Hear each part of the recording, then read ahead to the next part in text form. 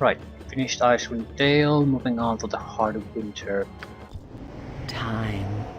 Within its swirling mists lies the knowledge of all things, past and future, endings and beginnings.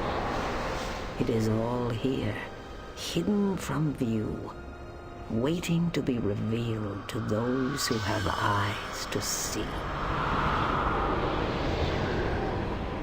Far to the north, beyond the wind-swept peaks of the spine of the world, beyond the realms of men who call themselves civilized, dwell a people whose way of life is built upon the gift of sight. Among the tribes of the Uthgard, the visions of a shaman serve to guide his people through the fog of an uncertain future. So it was with Yoldair, elder and shaman to the tribe of the Bear. For it was his visions that foretold the return of a slain king, awakened from the halls of death by a spirit consumed by vengeance. His vision carried him across the tundra to a place where men built their homes beneath an ancient oak with branches that stretched skywards to embrace the clouds. It is here that his vision showed him the faces of the strangers that would journey far across a sea of ice and snow. To the frozen north, these heroes would come, drawn into a twisted maze of shared destinies that would lead us all into the cold and terrible heart of winter.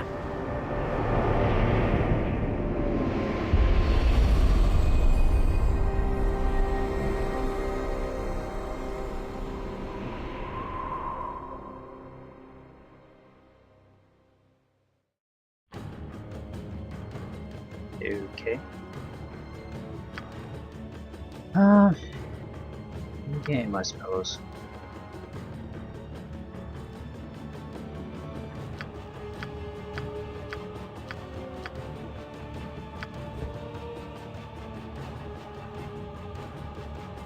I see the level of my character.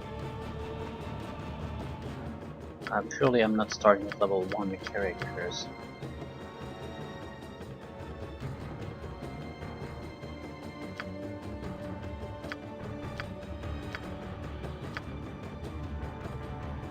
Yeah, there are two versions of our characters here, but I don't know which ones are the...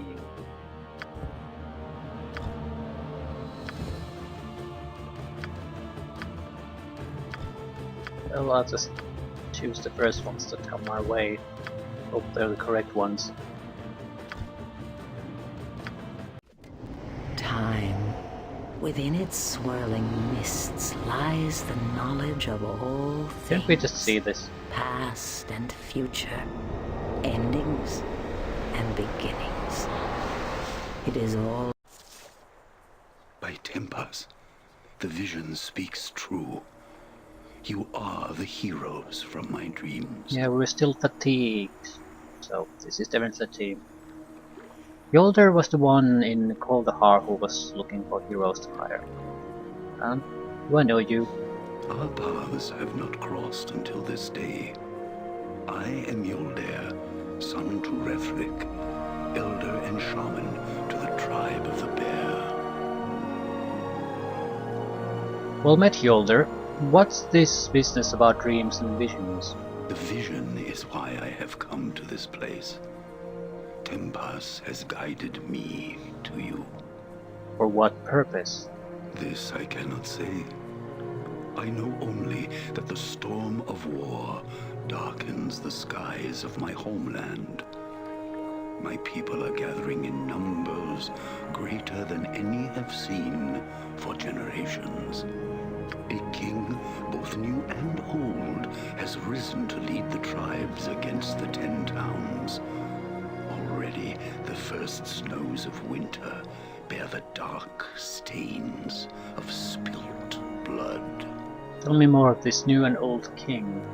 Wolfdane is his name. He was a great warrior from an elder tribe who was slain in battle on the eve of last season. Now his body has returned from death's halls to lead my people once more as king. So he came back from the grave. What kind of undead monster is this king of yours? Wolfdane's flesh is but a vessel, a borrowed tool. The spirit of the new king is much, much older than the form it now inhabits. It is said that the spirit of Jared governs his body. It is this claim that has fueled the fires of vengeance among my people. Isn't he the barbarian hero who was entombed beneath the temple in East Haven? The same. You know our history well. Now, after centuries of imprisonment, Jared's spirit is free and rallies the tribes once more in a common cause. If this Jared was such a great hero, surely his cause must be just. So why are you here? You must understand, I have read the signs. Tempas will not favor either side in the coming battles. Both my people and those of the towns shall be haunted by countless deaths without honor. I have cast my spirit into the nether realm in search of a way to prevent what must not be. My vision quest led me here to find you. You are the answer I seek. I see. So what can we do to help? You must come to Hengoro, to the great mead hall where the tribes have gathered. You alone can forestall the war between our peoples. Very well, we shall accompany you. Though we journey towards the same destination, our paths are not one. My place is at the side of my king. Already I have been gone too long.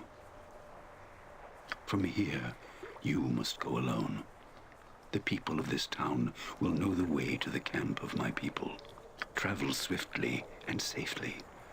We shall meet again when you stand before the council in the great mead hall.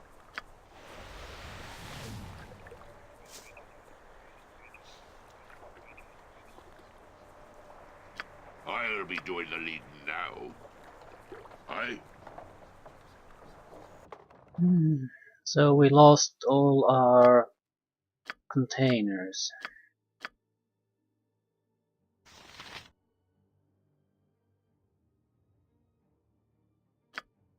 We couldn't complete this quest even if we wanted to at this point. Not Anywho, a problem.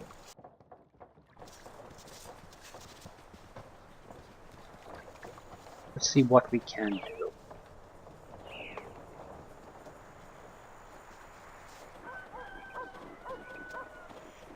Carl, 2 R's. Well met, stranger, on this damnable cold day. Who are you? My name is Carl Ryder. I work for the Galloway Trading Coaster. We're stuck here till this whole barbarian business blows over. What do you know about Lonelywood and the barbarian trade? Nothing much. I just work around here. I think Rowley might know of it, though. Okay. I am in need of a good night's rest. What do you want? If you're looking for a ride, tough luck. We're not going anywhere for a while. Who are you? I'm Rowley Galloway, caravan master for the Galloway Trading Coaster. Me and my men are stuck here because of those idiot savages out on Bremen's Run. What do you know about Lonelywood and the barbarian threat? I already said everything I know. The barbarians are out on Bremen's Run. They're not going anywhere. You want to find out more? Go ask the hairy bastards yourself. Just a few miles to the east of here. Isn't there any other way out of Lonelywood? This time of year is what the Icewind Dale locals like to call winter. Look out on the lake.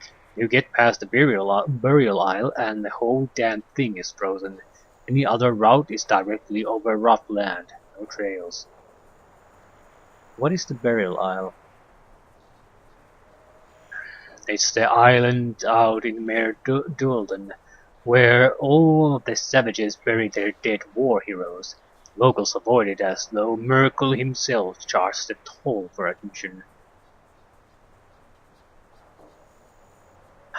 More undead threat, apparently. Getting pretty tired. Help! Help me, please! My brother and I were playing and he fell down the well. Think he's hurt. Calm yourself, girl. What's your name? My name's Haley Dunn. I dared my brother to climb down the well and he did. He slipped and I heard him fall. Please help him.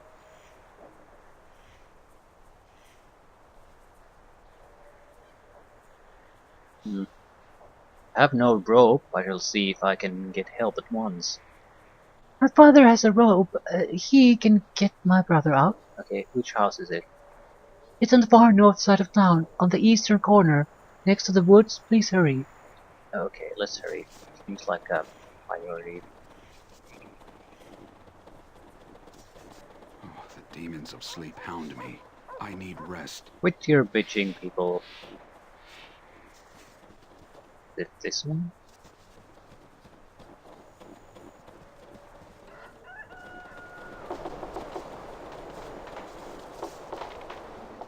Purvis?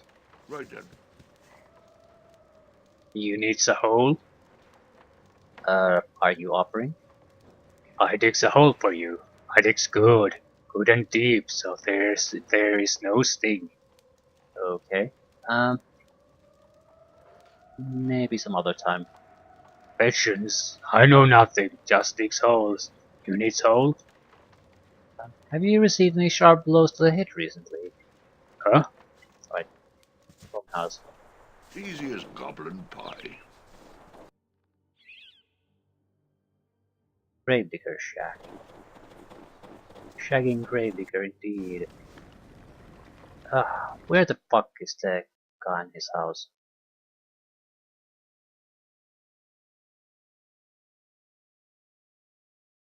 Haley Dunn. This is not the Dunn residence, is it? Amberry Dunn, let's hear. Watch me go. Where do you live? Well, now aren't you a sight for tired eyes? A new face in Lonelywood, and such a handsome one too. What's your name?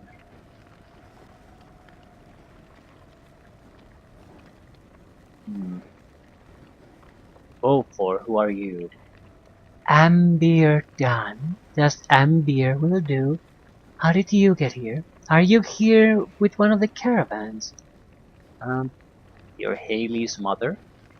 Haley, that thrice damned girl. Can a day go by without that brat getting herself into trouble? Entirely too much of her idiot father in her.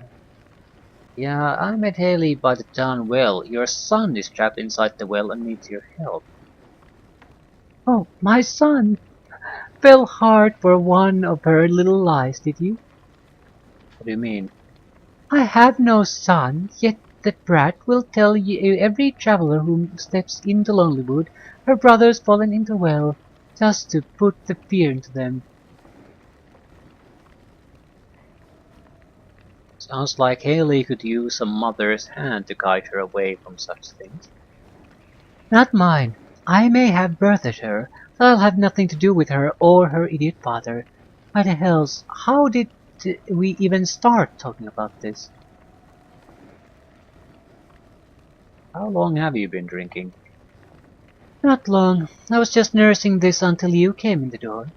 Would you care for some? I think there's more stored in one of the upper rooms. Mm-hmm.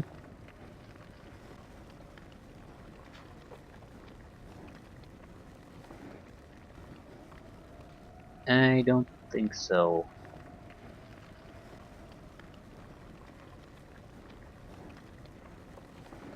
Do you know anything about the barbarian threat? What threat? There's no threat. The worst that could happen is the Northmen could burn this wretched little town to the ground. Best thing that could happen to the place, if you ask me. Um, you would be pleased if the town, your home, burned to the ground? Least, nay, blessed, for then there would be nothing trapping any of us here. Really? If the barbarians attacked, they would butcher everyone in this town, including your family. My family, we are already dead. Another death will not matter. Now, enough of this talk of barbarians and this damn down. If you won't have a drink, then leave me to mine. Fine. So we'll talk to Haley then. Exhausted. Let us rest for a while. Watch me go. From killing demons to babies and dealing with children.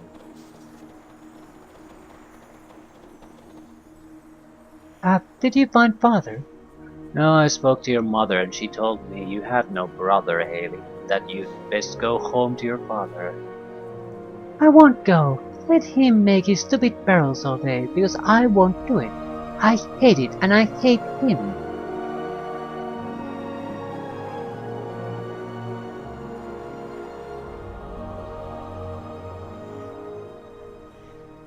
I think a young girl could find more amusement in playing pitch pebble or old man's crutch than telling tales to strangers.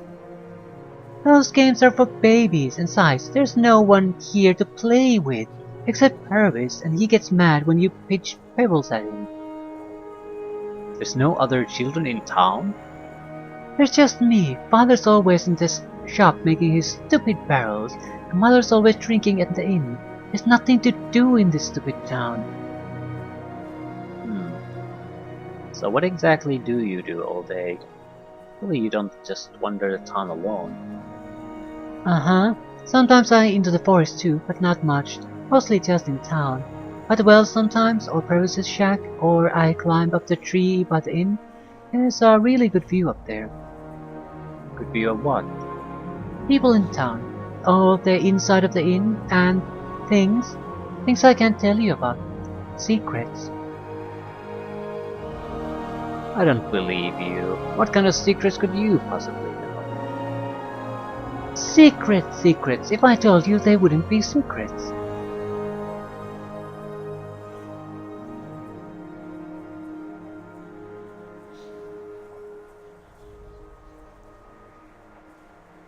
I'll give you a shiny gold piece if you tell me.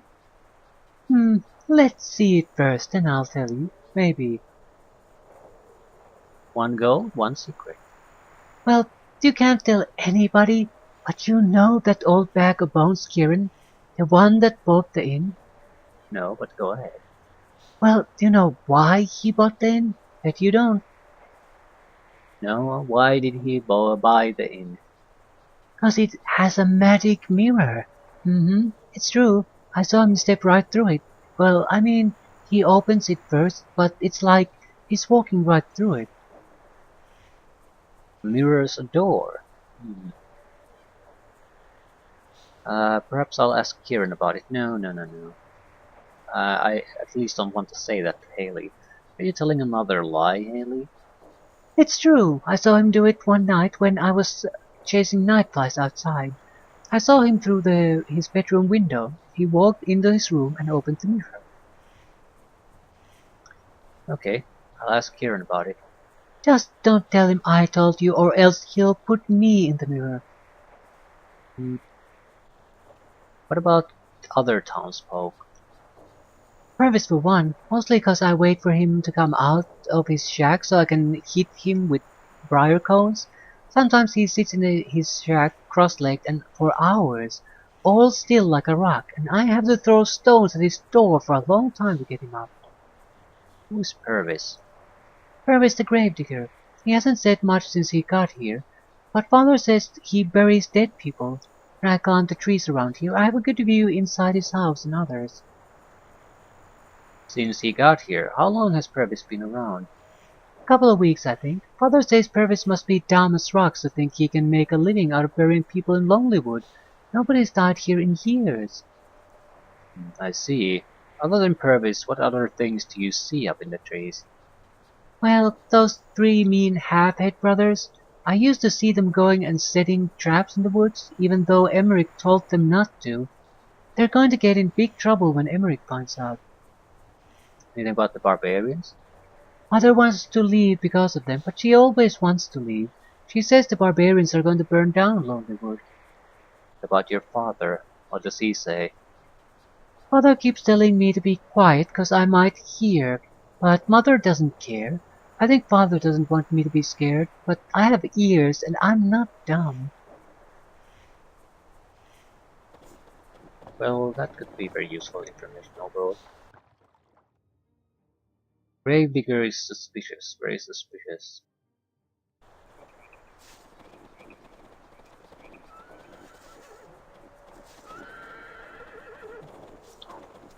Jamelia. What do you want?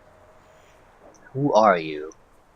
I'm Jamelia Smithson. I work for the caster, the trading caster. Know anything about the threats? Nothing. I don't have no information for you. I'm not from around here. Fair enough.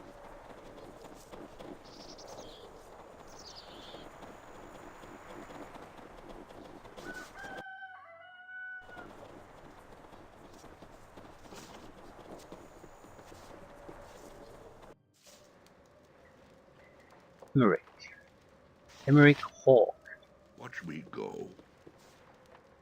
Well met, strangers. What can I do for you? Who are you? My name is Emmerich Hogg. Who might you be? I'm Beaufort. Tell me, Emmerich, what is it you do for a living? I'm a bowyer by trade. I craft bows for trade with a few caravans that find their way up here for to Lonelywood. It's not much, but it's an honest living. Besides, it allows me the freedom to pursue my true calling, which is I'm what you might call the caretaker of these woods. I keep an eye on the local hunters and loggers to make sure that they do not take more than the forest is willing to offer. So you're some kind of guardian of the forest? Guardian? Perhaps once I may have been worthy of such a role, before I lost the favor of the forest father. But now that he has taken his blessing from me, I'm just another man that lives in the shadow of the forest. Who is the forest father? The Forest Father is the eternal guardian of the forest. He is the god of all wild and untamed nature throughout Faerun. Priests and druids of the realm call him Sylvanus, though he is known by many names. Why have you fallen from his favor? Ever since the three brothers arrived in town, trapping in the forest has been out of control. Despite my best efforts, I have been unable to stop them. Now the Forest Father is punishing me for my failure. What makes you say that? 3 days ago, while walking the woods, I encountered a great white wolf. Such beasts are very rare and are considered by some to be the sacred protectors of the forest. In an instant, the wolf was upon me. I searched desperately for a way to escape, but the beast was relentless in its fury. Before I could react, it pounced on me, sinking its fangs deep into the exposed flesh just above my collar. The weight of the massive wolf had me pinned to the ground. I somehow managed to wriggle my left arm free enough to slip the dagger from my boot. Just as the beast's powerful jaws began to tighten around my neck, I buried the dagger in its belly. Did you kill it? No, but the cut was deep enough to save my life. The wounded beast ceased its attack and bounded away into the forest, leaving me barely conscious in a pool of my own blood. I should have died that day. I know that now. The wolf was the manifestation of the Forest Father's vengeance. The fact that I survived has only served to anger him further. That is why he punishes me by denying his blessings. That's a stretch, in my opinion. Okay.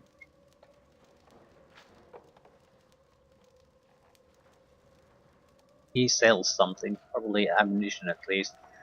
Tell me about the barbarian threat. For the past week or so, droves of barbarians have been spotted moving steadily southward toward the Ten Towns. It is much too late in the season for the tribes to be following the migration of reindeer herd. I fear their presence here could only mean one thing: war. We've heard there's a barbarians have a camp nearby. Do you know where it is? I've noticed that the eastern edge of the forest has been unusually quiet these past few days, almost as if something has driven the animals out. There is a barbarian camp out there. It probably lies somewhere to the east of the forest, perhaps hidden upon the rocky shelves of the Bremen's Run. Tell me more about Lonelywood. Sorry, but I'm not really one for gossip. You see, I spend most of my time outside of town, looking after the forest. Okay, what do you have for sale? Shitty bows. Ugh, nice arrows.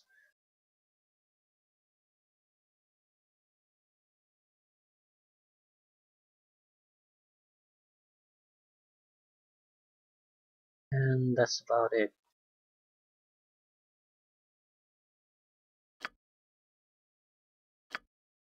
He's not gonna buy my crap.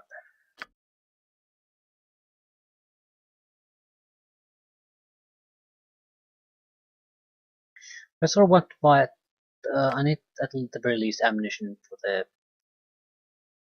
these two guys, and I only have 15,000 gold. What the fuck have I been buying? Doesn't really matter.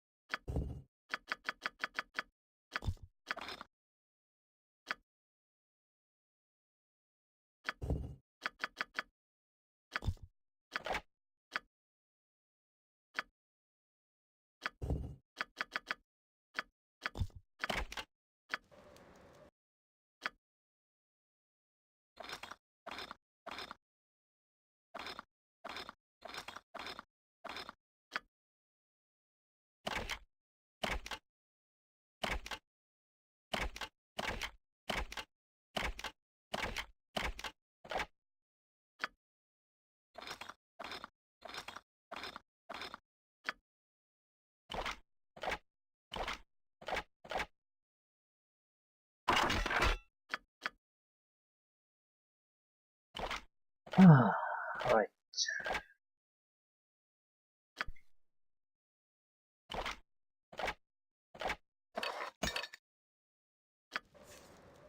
Inventory situation is gonna be a problem for a while. We'll Easy persevere. as goblin pie. Shrine of War Key.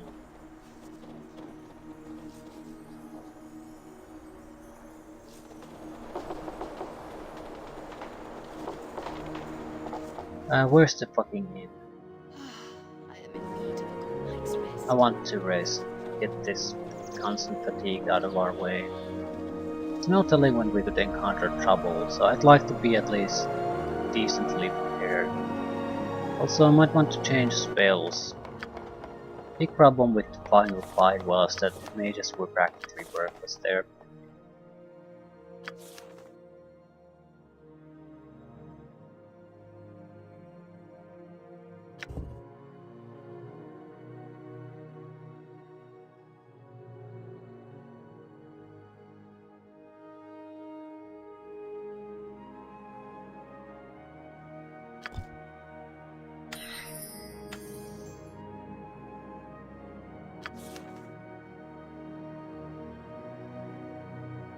Looking at the spell selection, I couldn't have done all that much else.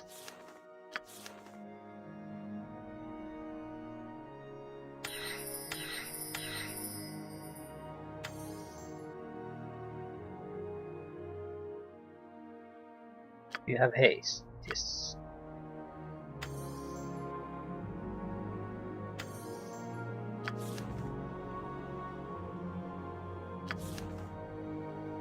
Too many cloud kills, but there's nothing good either. Okay.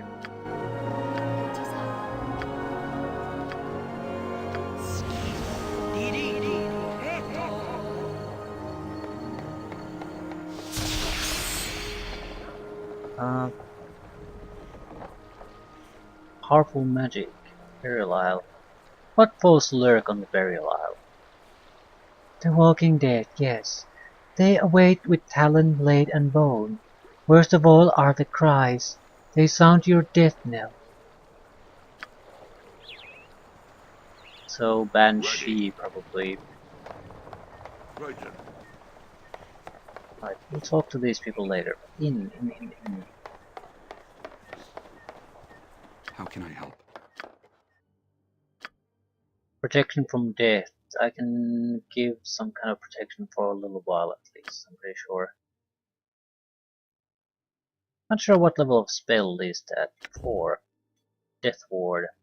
Disintegrate, Power Word, Kill, Death Spell, Finger of Death.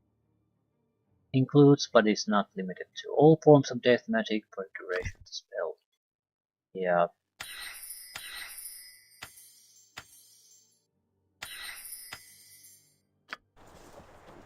I'm here. I...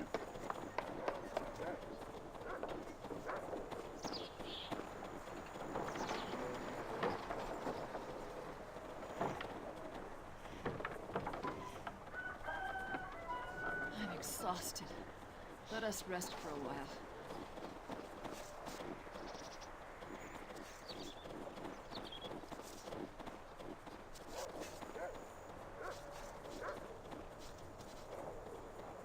Has to be the barrel maker.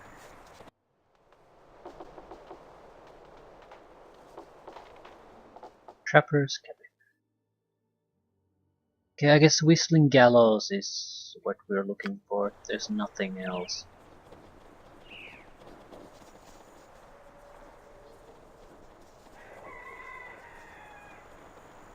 Usually taverns and inns are separate though. Right then.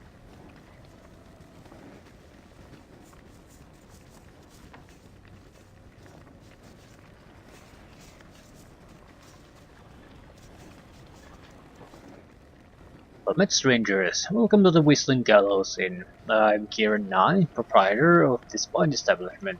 How may I be of service? Lodgings.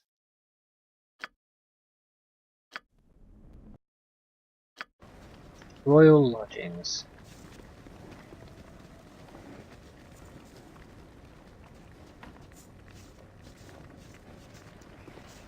Know anything about questions? Certainly. What is it you wish to know? Barbarians.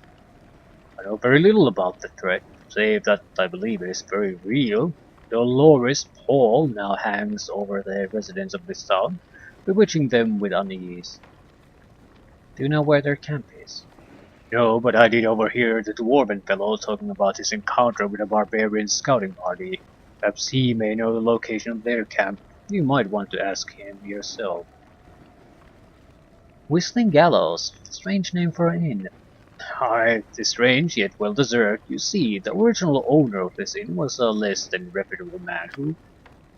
Man?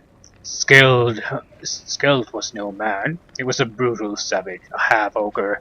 He took pleasure in beating unruly patrons within an inch of their lives. Those who had the misfortune of truly upsetting the brute found themselves dancing at the end of a rope. Yes, it is said that he was fond of using that dead tree out in front as sort of an impromptu gallows.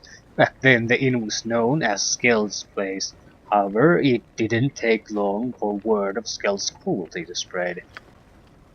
Indeed, many a traveler that lodged here at the inn spent a sleepless night lying in bed listening to the eerie sound of the cold winter wind as it whistled through the frozen corpses dangling from the tree outside. However, that unfortunate business is all in the past. Skeld is dead and buried. Now I am the proprietor of this inn. Only legacy that remains of Skeld's brief yet brutal tenure is the establishment's name, the Whistling Gallows Inn.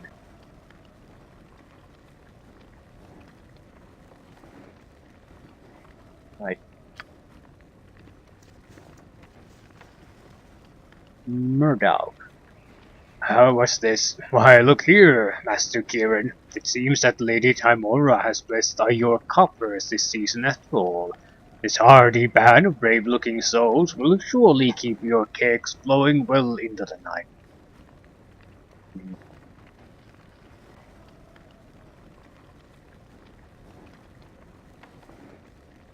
Uh, Perhaps another time. Right now we're in need of some information.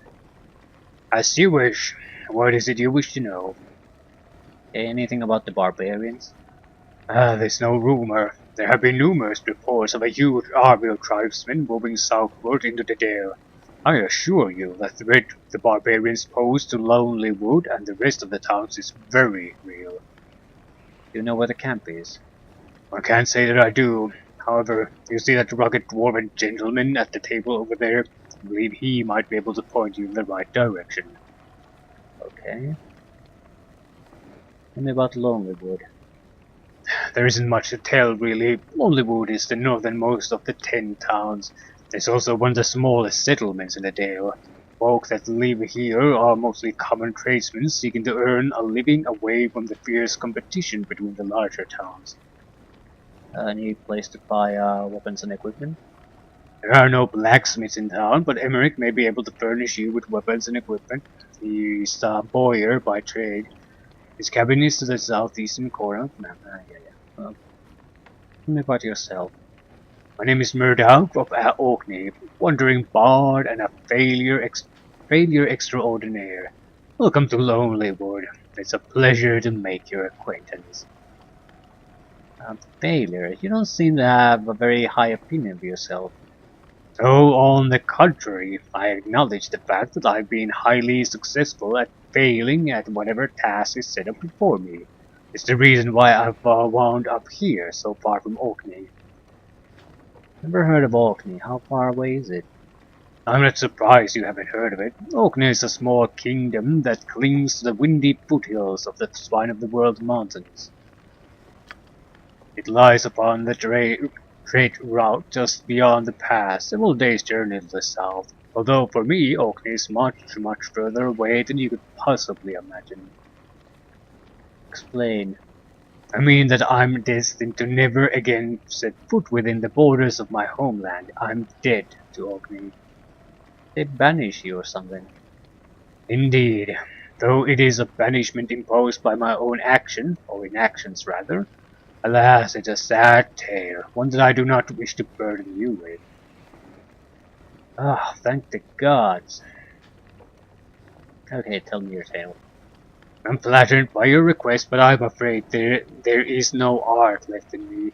The best I can manage these days are a few uninspired words accompanied by sour notes plucked from broken heartstrings. Stop being so dramatic, Morda. Your silver tongue may be a bit tarnished from all the wine, but we still manage to squeeze a few good performances out of you from time to time. Well said, my friend. Though I would have to say that those few good performances were inspired by the excess of drink rather than the absence of it. Can I buy you a drink in exchange for a tale? Very well, you supply the coil, and I'll spin the tale, though I cannot promise you will get your money's worth. Here's 10 gold. That should fetch you enough wine for a star performance. I do not deserve such generous patronage, good sir. However, since this coin will undoubtedly find its way into the pockets of my good friend Kieran here, I shall accept your offer in the spirit of improved commerce. Very well. If it's a tale you desire, then a tale you shall have. Now, put yourselves at ease, my friends, for the story I am about to tell is a true account, and like all truths, shall be received with the utmost attention to detail.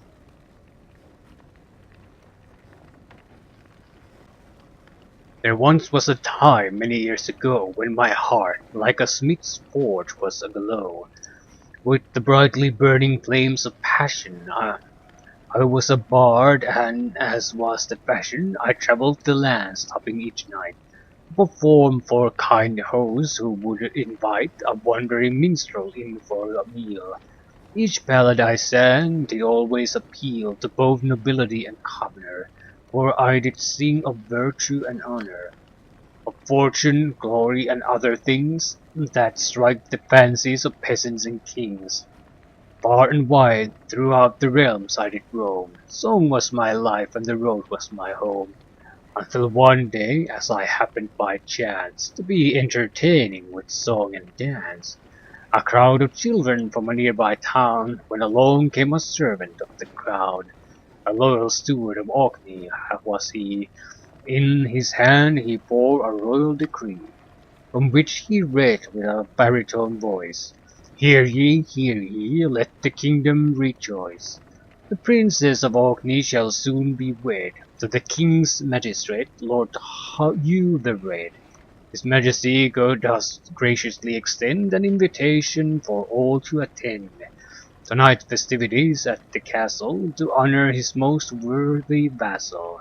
For the rest of his words I did not wait, like an arrow I shot straight for the gate of the king's castle, where I did present my skill as a bard for the night's event.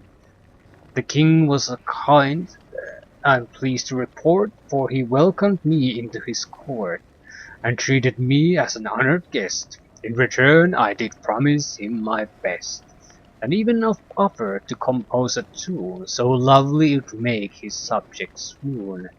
Indeed that night I did keep to my word, and sang such a ballad that none had heard. It was a rousing tale of blood and gold, of heroes, villains, and kingdoms of old. But as I performed, my eyes did meet the gaze of an angel lovely and sweet. 'Twas the young princess that captured my heart, and for her I sang with all of my heart, pouring my soul out with each ringing note, until no more sound would come from my throat. And when at last my performance did end, the king himself was the first to commend. As a fine display of lyrical skill, he offered gold as a sign of goodwill, and he further insisted that I stay as an honored guest until the day his beloved daughter was to be wed to his chief magistrate, Lord Hugh the Red. I humbly agreed, though I did not know how strong my love for the princess would grow. For each passing day was spent at her side, and often upon horseback did we ride. Out into the forest near Castle Oak, where I would play music and she would talk of her brothel to you, Lord Hugh the Red, and how she wished she were free instead, to follow her heart and marry for love. Oh, how I prayed to the heavens above for the chance to make the princess my own. But Timora's dice had already been thrown. As I pined in vain, the nights quickly passed, and the day of the wedding came at last. But before the groom could offer his ring, the princess bride declared to the king that she loved another and could not bear to marry the magistrate, and forswear her one true love, at which point she did turn, and spoke the word for which my heart did yearn. I love thee, Murdoch, and were it my say, I would gladly marry you on this day. Upon hearing her words, the groom went pale. He turned to the king and started to rail.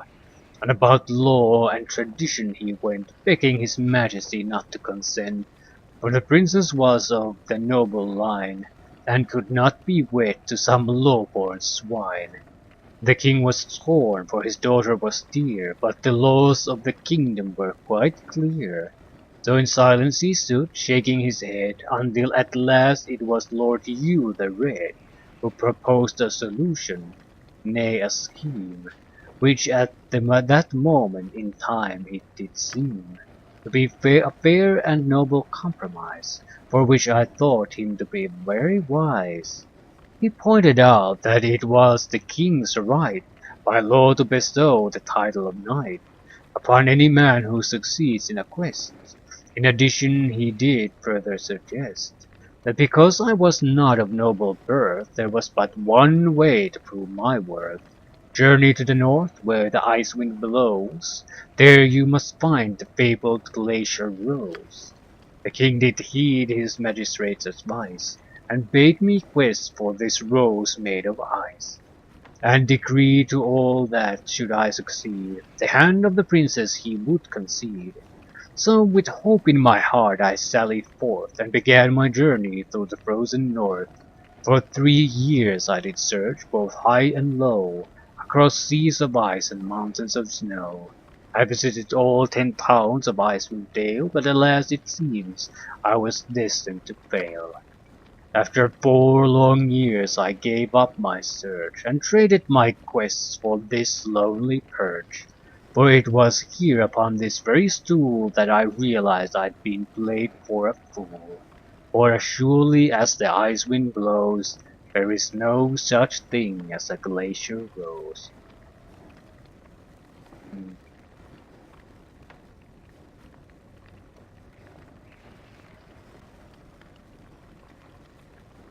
Most excellent tale, Murdoch. Hmm. Well, it's another quest, I suppose. Rolled Tino Fist. What ye be wanting, stranger? Can't ye see I be into me cups? You look like you've seen battle recently. Aye, it was about a week hence. Know ye of the barbarian camp disappear? Yes, I've heard that the barbarians have gathered nearby. Well, me and me fellows were sent by the clan to scout the camp. Damn savages spotted us and set on us like a pack of dogs.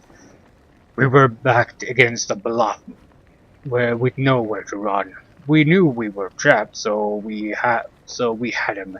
And if we were to die, we were not to die alone. All me fellows fell to those savages' blades. I knew me time had come, and I steadied myself for their blows. Sudden like, this deep voice booms out, and they steps back. That giant of a man comes forward and glares at me. Must have been 7 feet tall, and he was wearing the markings of a king. Carried a double-bladed axe, bigger than myself. What happened next? He raised his axe and swings at me, almost had me too. He was so fast with the blade, I barely raised my shield in time to block the blow. Last thing I remember was my shield shattering and me falling from the bluff. I woke up in a pile of broken branches in the trees below. They must have broken me fall. I bandaged myself up and limped into town. Been here ever since. Anything else you can tell me about the barbarians? Another thing, me and me fellows never made it to the camp proper. Plenty of guards and on alert as well. What do you intend to do next? As soon as I be fit to travel, I'll report back to the clan. It be up to the clan elders what course to take next.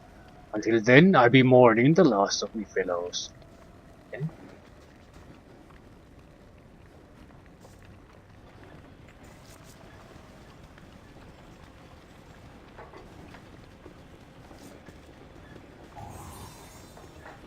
It's the secret life. I wonder what's he's hiding in there. It's not really in our nature to Mm-hmm. steal necessarily. I'm very curious what he has.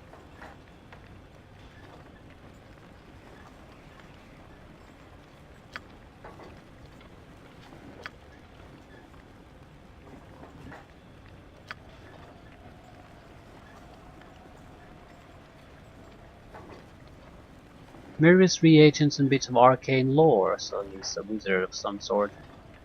Atop of this small pedestal rests a solid globe of crystal. A strange bluish glow radiates from below.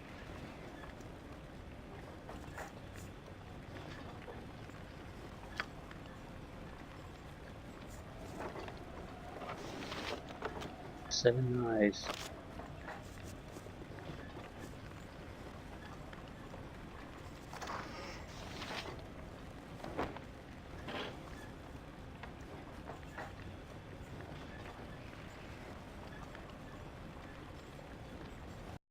Seven eyes is a good spell. You can you get surrounded by 7 eyes, and they each block certain type of an attack, or you can use each one for a certain type of attack. Mind's Eye. Orb protects the caster against mental attacks such as charm, emotion, and fear. The eye can be expanded as the first level wizard charm person, bringing a humanoid creature under caster control for one turn. So it's more powerful as a defensive measure than an offensive one, but can be used for both.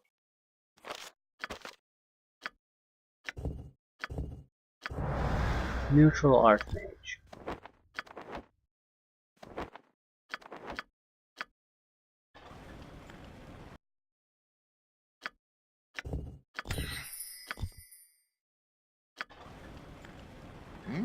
Watch me go.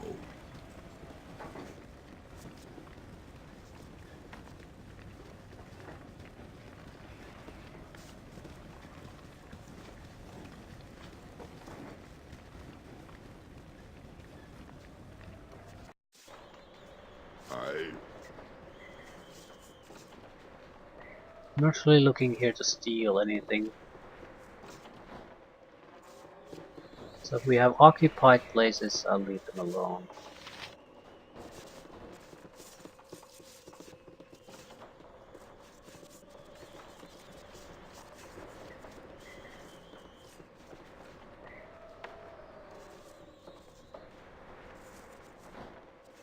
I think that was interesting. It seems like it's something hidden under the floorboards.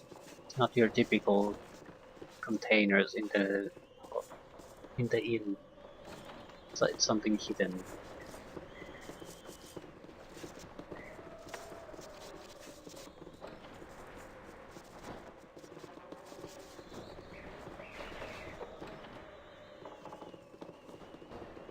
Yeah. Okay.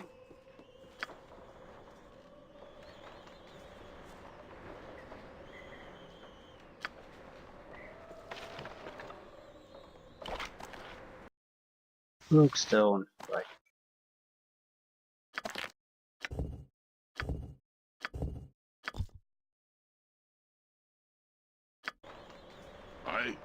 is that all?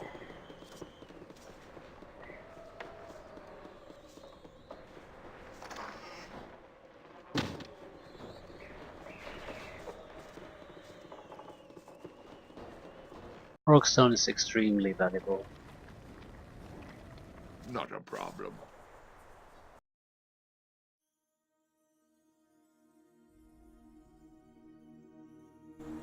Is that all?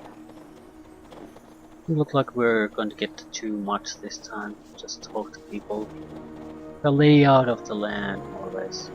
It seems like there might be a couple of most minor quests you can do in town, but not much.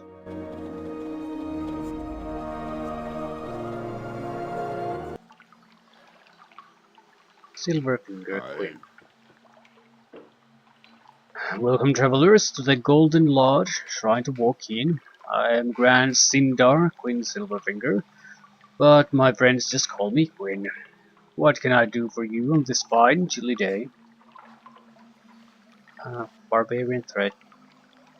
I can't tell you much. All I know is that that buffoon of a man, Valdemar, is probably handling the situation with the political grace of a walrus. Why do you believe that? Valdemar is a country-grown man, simple as dirt. He likes to think he's above everyone else because he's got some coin. Someday I'd like to see a smart halfling come in here and show these pumpkins a thing or two about how to run a small town. Okay. Force bullets. You can enclose people in Otiluk's resilient sphere. Basically play them out of fight. Oil of second chances. Remove curse, bless, luck. Takes a full round to use. Okay-ish weaponry. I'm mostly interested in containers this time.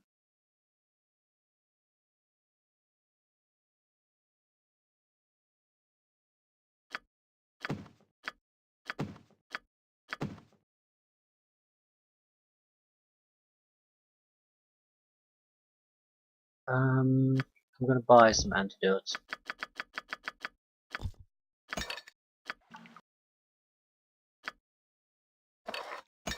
Never have too many.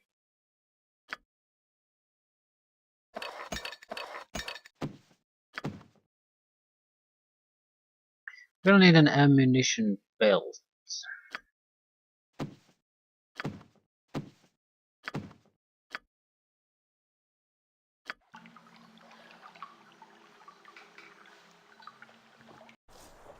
I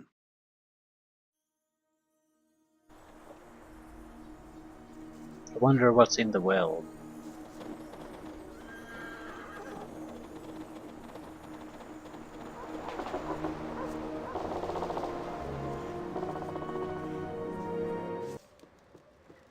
not a problem. Oh, okay. I'm pretty sure he had an ammunition belt. Anything else? Very, very basic crap. Some interesting ammunition to be fair. On successful hit, a goblin is summoned next to the target for 17 rounds. Okay. I suppose well, yeah, it's a goblin arrow, isn't it?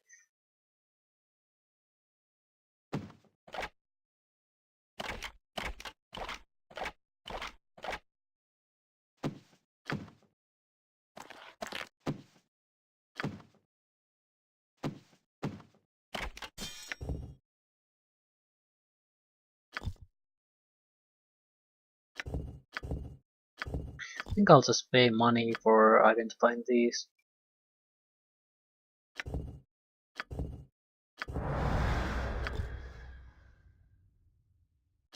It'll be faster that way.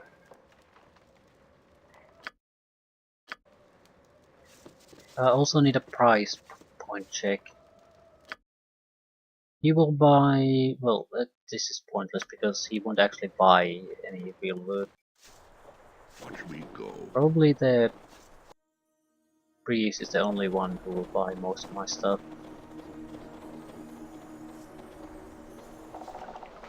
Right then.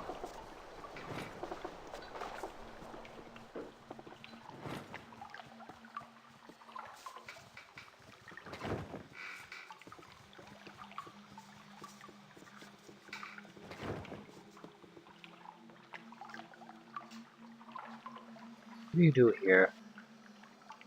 Well, I do what all good priests of walking do. I maintain relations with the craftsmen in town, monitor trade, and provide encouragement to enterprising businessmen.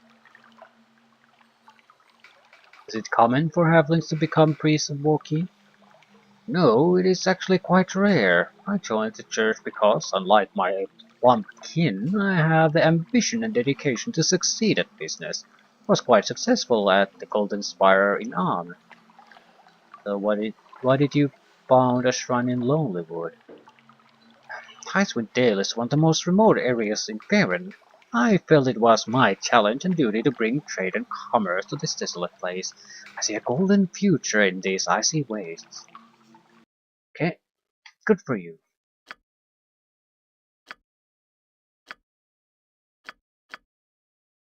What is this?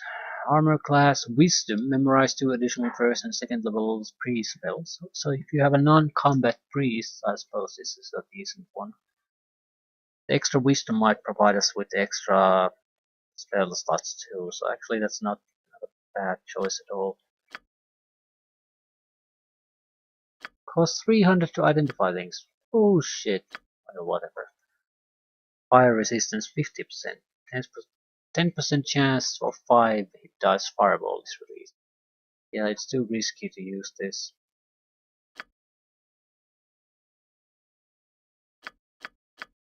Just identify all of that.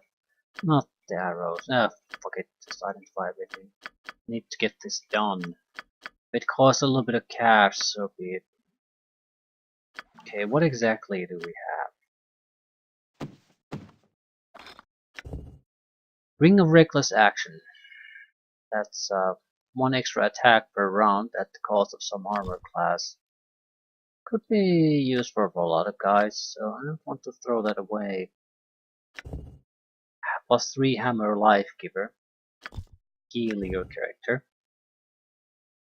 20% chance to target this loot for 2 rounds. +5 versus salamanders. What we fucking do?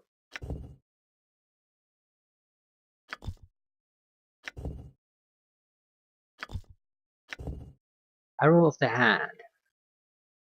+2 arrows, basically. Right.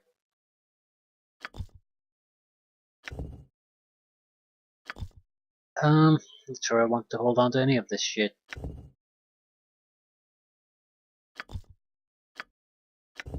You already have a +5. Oh, this is not gonna be useful anymore.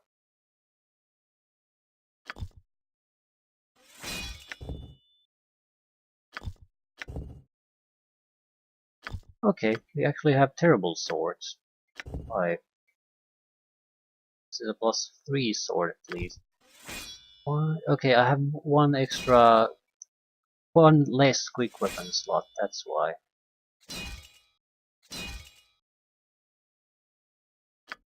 What the hell happened to that one? Guess the rules have changed somewhat.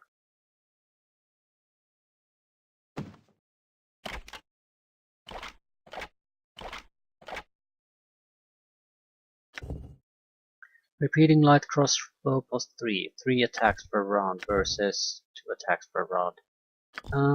Yep, I'll switch. Rope of Evil Archmage, Neutral Archmage, Cancerous Bastard Sword +4. 15% chance the target is infected by disease. 1 damage for every 2 seconds indefinitely. +4 sword, it's probably the best sword that he has at the moment.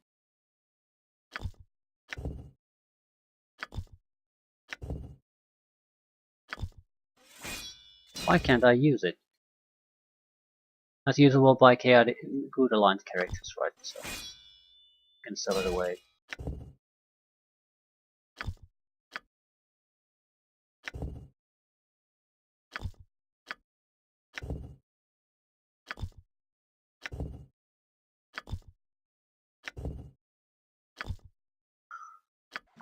Okay, I guess we can just sell most of this crap away.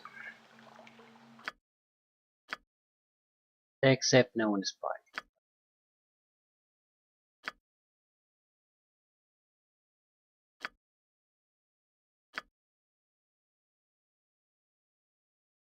Full toss.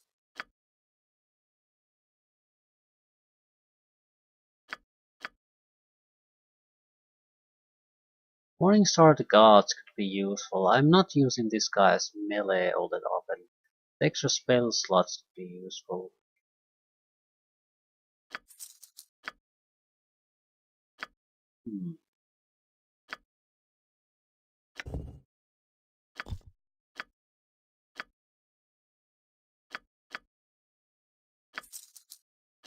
And suddenly we have 50,000 gold.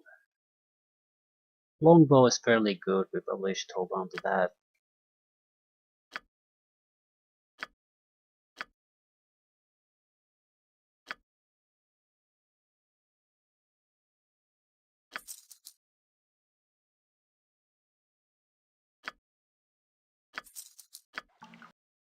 Someone has to have a worse longbow. +1 protector versus +3 defender.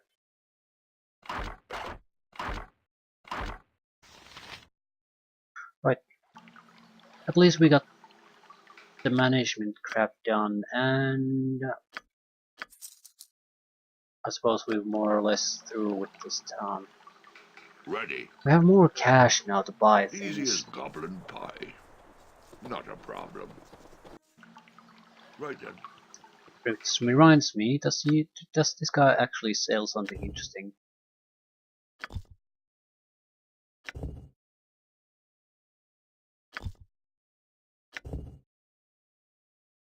Can petrify a target. Additional fire damage versus undead. Sun ray once per day. It's bastard sword +3, that's very much against undead.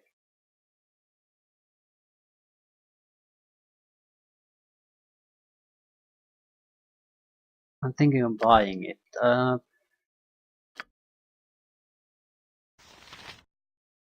This guy has a +4 blade, if I'm not wrong, but it's a +4 that does nothing extra.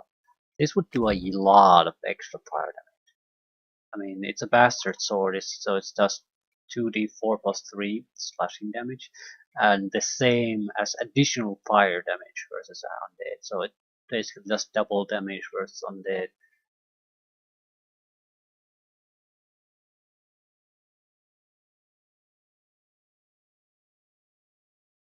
Not usable by chaotic goo, chaotic. It's a paladin's weapon. I'm gonna buy it. There haven't been all that great uses for anything in this game. We have a decent amount of spells and the like, so even if we don't find all that many new things, I'll be happy with this. So we have an anti-undead weapon, more or less.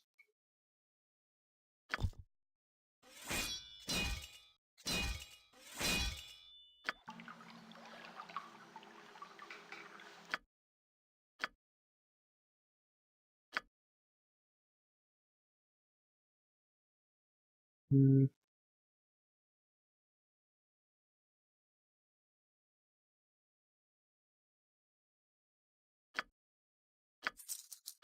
Still left with 30,000, so if we get something like a bag of holding, we should be able to afford to buy it. There's three houses I haven't visited, and then the boats. I'll try to go through them quickly. I'm not particularly looking to do any management or anything, but we can probably figure out a couple of quests, I would imagine. The 3 Hunter Brothers is probably one. No idea what that building there is, though. Probably the town leader, the rich guy some people have been referring to. Harm it is. How ye be doing? The name's Ned. Young Ned. I be the sharpest sailor around these parts. Who be ye? I mean, my name's Beaufort. What do you do in Longwood? I row boats out in the great Mare Dualden. I keep me eye open for rocks and ice under the water. Some say I be the best sailor in Icewind Dale since me old uncle did. It's a nice boat you're working on. Oh, that be Solara. Tom named her after his dear dead wife. She aren't done yet, though. When Thom finishes her, I can take ye out on the lake. The other boats are all just too small, see? So basically, we're going to go to the island at some point, but we can't go there. Something about the barbarian threat? Oh, I know bits and pieces. Haven't heard much good gossip lately, but I can tell ye that the 3Ds be rubbing Emmerich fur the wrong way recently. Yeah, the 3Ds, they're the brothers. Aye, Dingbat, Dumpbutt, and whatever that other one be called. They be thugs, the worst kind of scum. Emmerich knows they be up to no good. Only a matter of time, says I.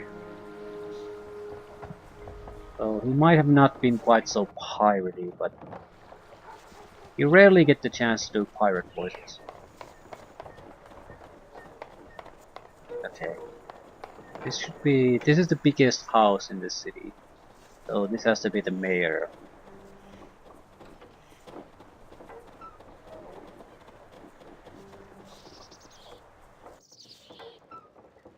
Easy as goblin pie.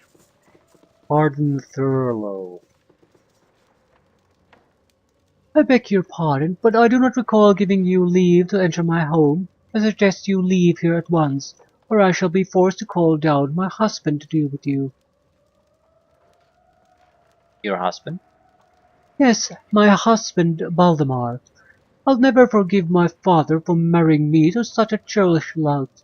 If he could only see the deplorable conditions I've been forced to endure as the wife of a second-rate businessman. You don't sound like you're very happy here. Very perceptive of you. I am the happiest victim of an arranged marriage. I never imagined my life would turn out this way, all alone in the wooden shack, married to a buffoon like Valdemar. I take it you don't get very many guests. Hardly. Only the occasional boorish tradesmen that shuffle in to beg my husband for business. Although we did have one guest stay with us several nights ago. Queer fellow, that one. Tell me of this quest. He was a southern gentleman, I believe. He was rather tall and fairly handsome. I remember he wore a patch over one eye. Yes, it didn't suit him at all. Made him seem somewhat roguish. I guess that's the point. Um, Here's sort of the problem. Uh, Patch over your eyes is a very distinctive feature of a character in Icewind Dale system, or the game World Fair. And I mean, I'm sure there are a lot of guys who wear eye patches, but there's a drow mercenary company leader that wears one.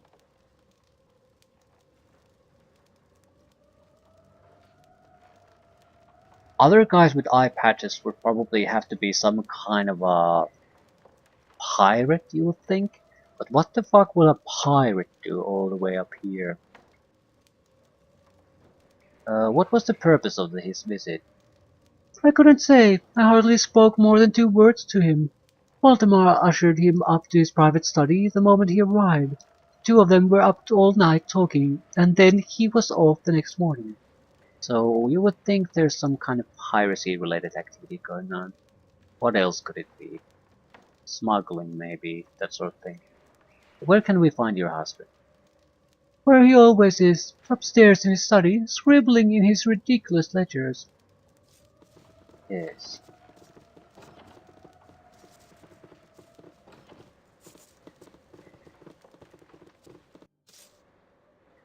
Right then.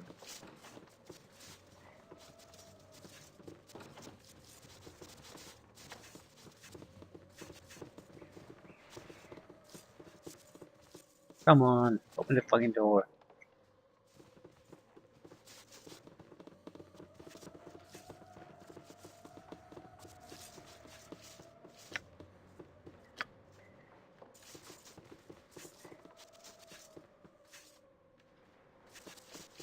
Wait a minute. Why? He's supposed to be the leader. Why is he? Ah, fuck. My formation is shit. I was supposed to take that one. Oh, come on, people. Why, hello there. I heard there were strangers in town. Welcome, Valdemar Thurlow at your service. What sort of business brings you to Lonelywood? Huh? Is it true you sit on the council of the 10 towns? You've been informed correctly. I'm the town's duly elected representative to the council. Why do you ask? Um, we've learned the barbarians have a camp nearby. Do you know where it is? Camp, you say? I'm afraid I don't know anything about that.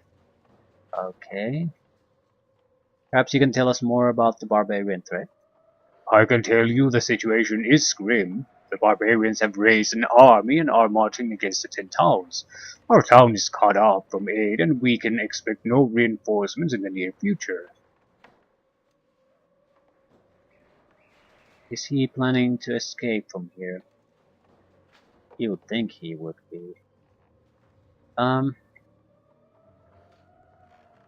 You've heard about the one-eyed stranger that stayed as your guest recently. Is it true that he was a delegate sent by the 10 towns? Why, yes, as a matter of fact he was. He stopped here in Lonelywood on his way to the barbarian camp. As the town representative, I thought it my duty to aid his mission by providing him with food and lodging. I thought you said the town was cut off from aid. How did he manage to get through the Lonelywood? That's a good question. To be honest, I haven't the slightest clue how he made it through. He arrived alone, though. Perhaps he managed to slip past the barbarians undetected. Yeah, perhaps.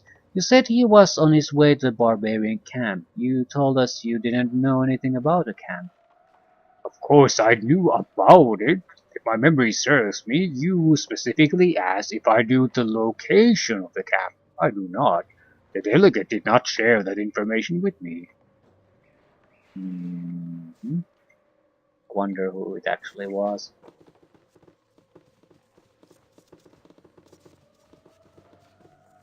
We could try to rob him, I suppose. Huh? Sure. My interest would be purely in some kind of a diary or a ledger to find information, not to rob the guy himself. He can even keep the ledger. You know he's been scribbling in them.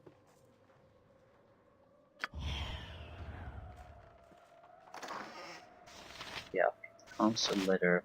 What the fuck did they say?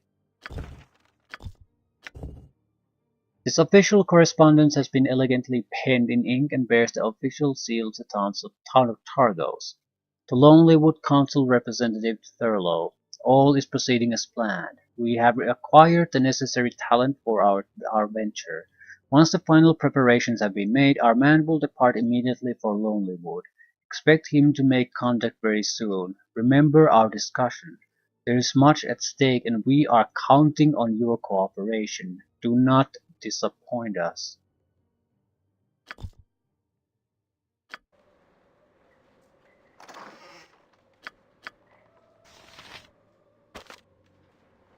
Ready. Sounds good.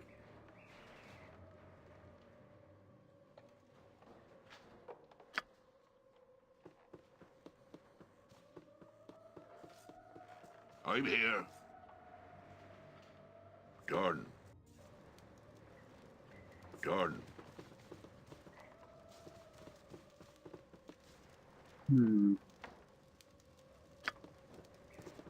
Right, so we have the brothers still left.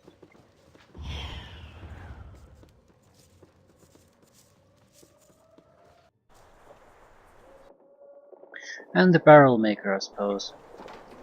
Well, I'm not sure what's the point of talking to them unless I want to fix the family issues with the child and her parents. And I can honestly say I have zero interest in that. Watch me go. Still, it might be good to know what the character is. He might have other uses later on.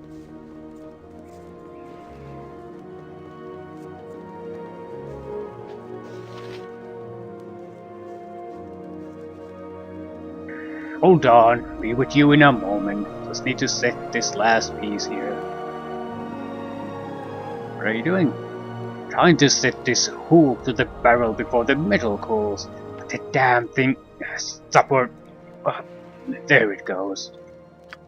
Now, name's done. Tible's done. Haven't seen you around before. What do you want? Yeah, you're Haley's father. That damn girl. She was supposed to have been home hours ago to help me with these casts. You see her again, tell her to come home, or it'll be the bird stick for her. Why do you let your daughter run around telling tales? Let her?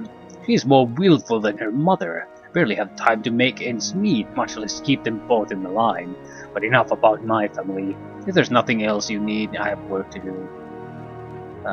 Haley's mother. Amber, right? My wife? What of her?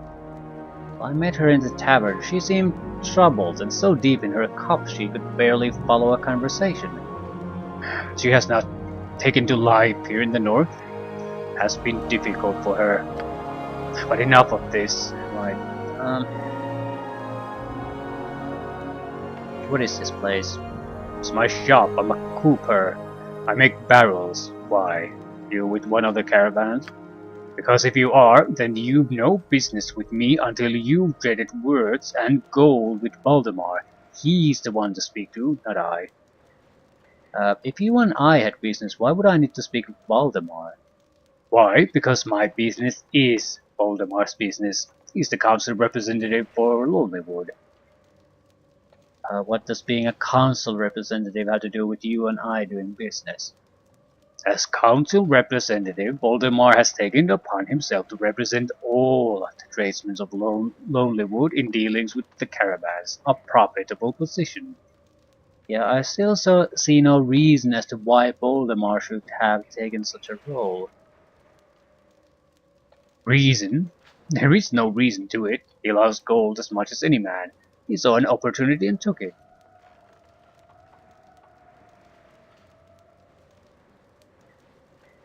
Could you get out from Voldemar's influence? Strike out on your own? That would only serve to ruin me. Few contracts Voldemar tosses my way is all that keeps my family fed and the roof over our heads. The moment I raise my voice against Voldemar's generosity, he will see to it I never see another caravan contract again. Well, surely he wouldn't just cast you out. There must be room for bargaining. No, Voldemort prefers to settle matters quickly and quietly. He finds bargaining tiring, and in truth, he is poor at it. But don't take it at my word. The other representatives of the 10 towns know it as well. What do you mean? When the towns heard of the troubles with the barbarians, they sent their own speaker to deal with the tribes, rather than chance a war to Voldemort's diplomatic skills. Yeah, I heard of this speaker. When did he come to town? Not long before your arrival. He was a tall man, a southerner like yourself, wearing fine clothes and a patch over one eye.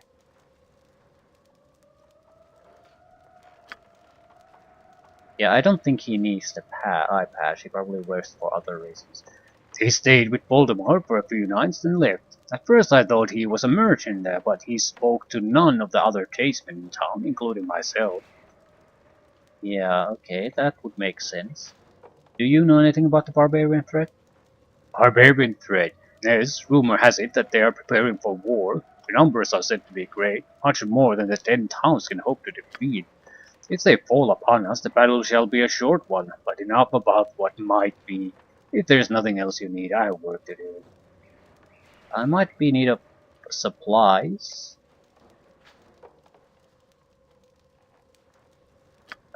Yeah, he's not selling.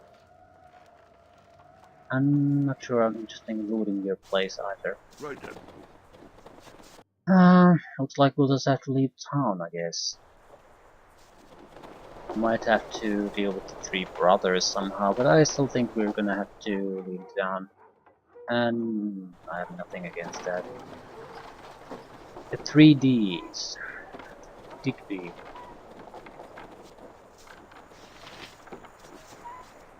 I think I had too much to drink last night. What am I saying? There's no such thing, says my brothers. Hey, who are you anyway? Beaufort? Who are you? I'm Digby. I'm a trapper around these parts. Me and my brothers catch all sort of varmints, skin 'em and sell 'em. Of course, it's hard to lately now that Emmerich is poking around. What do you know about him? Emmerich is nothing but a gutless crybaby who likes to poke his nose where it don't belong. He don't like us trapping in the woods. I think he likes animals a little too much, if you get my meaning. Anything about the barbarian threat? But it's nice. All those barbarians sent animals this way. They run towards the lake and snap. Into the traps they go. Real nice. Okay. That was enlightening conversation with Digby. What exactly am I supposed to do with this situation with Emmerich and the 3Ds? Watch me go. Digby says if we catch 1, 2, 3, 4, 5, 6, 7, 8 more rabbits, we can have a party. Party, haha. Where do you catch rabbits? I catch rabbits in the forest. Sometimes we catch elk too, and some bears. Sometimes. One time I caught Dougal. So funny. He didn't laugh though. What do your brothers do? They help with the rabbits. They drink the fire water too. They don't like me have it though. If I do, they say I become a crazy bastard.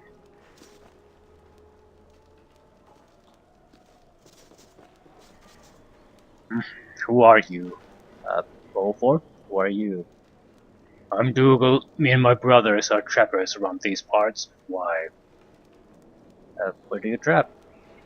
I trap wherever I damn well please. Next person who complains to me about it's gonna get a mouthful of knuckles. And that do-gooder Emmerich. What about him? Emmerich's this ranger who lives further toward the lake. He acts like he's the law around here. He's just a sniveling brat. Next time he messes with our traps, he'll regret it. Okay, doesn't look like I can do anything yet.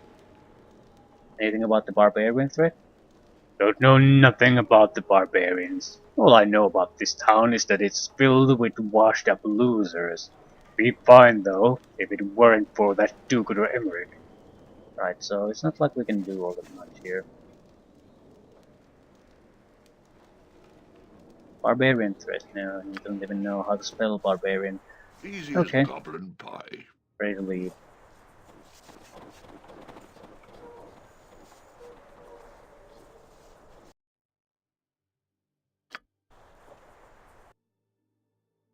Unless something unexpected pops up.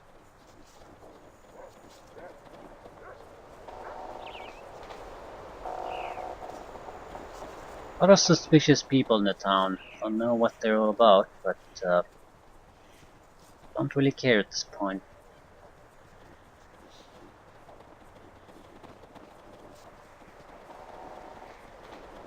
What are our options? Probably just go to the forest. Yeah, barbarian can. Can't really move the map either. Some kind of weird ice formation there. That's the island with the dead people probably. And I would imagine we'll have to go to this mountain, various places maybe. I have no idea how content rich this expansion is, or what's included. So, and I've never played it, so I'm interested in finding out.